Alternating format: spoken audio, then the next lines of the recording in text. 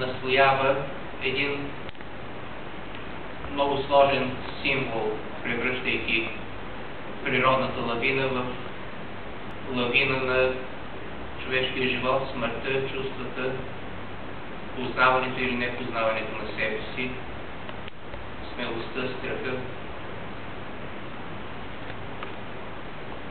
И още една лавина, лавината на думите на словото, на езика.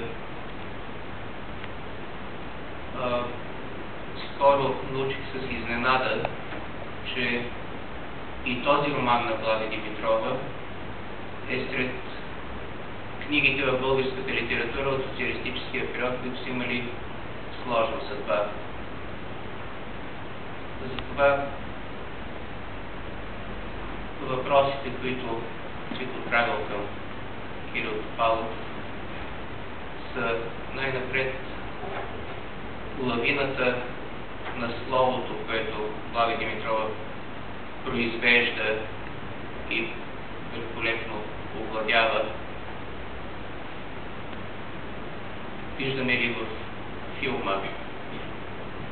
И второ, с какви социални и политически и чисто човешки, в крайна сметка, лавини тя и нейните книги е трябвало да се справят.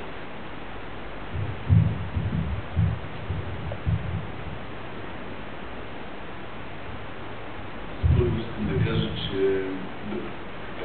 да ви поздравя за вашата неуморност и за инициативата и за идеята да правите такива дискусии от страницата към екрана, защото най-добрият период на българското кино беше онзи период, когато българското кино правеше филми по сценарии, които са направени по романи, въобще произведения на добри български писатели. Имаше един такъв период, това беше 60-те, 70-те години, до началото на 80-те някъде, когато се правеха филми по книги на и сценарии на Георги Мишев, Хайтов, Павел Бедженов, Радимир Радичков, Привързания балон на КТК, строен малко филм, как стана нещо интересно. Това беше златният период за мен на българското кино.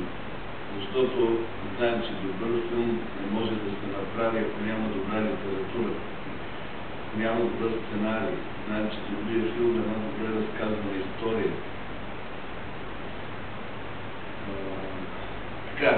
Затова смятам, че е много полезна тази ваша инициатива да направите една редица дискусии от страниците към екрана. Най-добрият път е този от добрите страници към добрия екран. Тогава имаме добър екран. По-късно, когато нашето кино започна да се прави само от режисьори, те пишеха сценариите, те приемаха сценариите, те бяха редактори в кинематографията, говоря, всичко бяха режисьорите и българското кино загина. Не го казвам така от позицията на писатели, мои 3 филма са правени, но това е истината, за съжаление. Виждаме тук с всичките плюсове и недостатъци на една кинореализация, една много интересна история, една вълнуваща история, една градваща история, киноистория, на различни равнища градваща, на различни равнища въздействаща, отразяваща, разбира се, духа на времето, защото беше едно време, в което за всяка дума трябваше да се дава обяснение. Когато излезе романа, даже Благо трябваше да дава обяснение за тая реплика, че изкуството минава на червена светлина. Щастливи сте вие сега младите, защото вашето нормално, логично и прагматичен начин на мислене не допуска, че е могло да бъде удаден един роман, една пиеса или един филм заради една реплика. Разбира се, романа на Благо не беше удаден само заради тази реплика, просто така тя беше изтъквана, че като как така ще минава на червена светлина.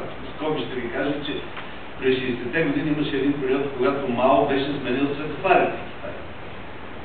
Защото неговата позиция, неговата идея е била, че не може червеното да означава стоп. Червеното трябва да означава пълен напред. И беше ги обърнал. За кратко така и тук, как така ще минава изкуството на червена светлина. Имаше и такива писания, на които, разбира се, Влаген отговори, но беше тихо. Лавината, аз няма да говоря за филма, има специалист, който ще говори за филма, аз ще кажа няколко думи за романа и така общо за ситуацията около романа. Очевидно в края на 60-те и началото на 70-те години, които от нас така са по-да си помнят, вече беше станало ясно, че идваше криза. Идваше криза в тази така голяма мечта или голяма лъжа, която трябваше да управлява нашето общество. И те го казват. Пътя нагоре, към ледената планина, постепенно ни превръща в сняг и превръща сърцата ни в лед. Беше ясно, че този път към тази ледена планина е безсмислен. Той не води до никъде. Той води до ровина, до смъртта.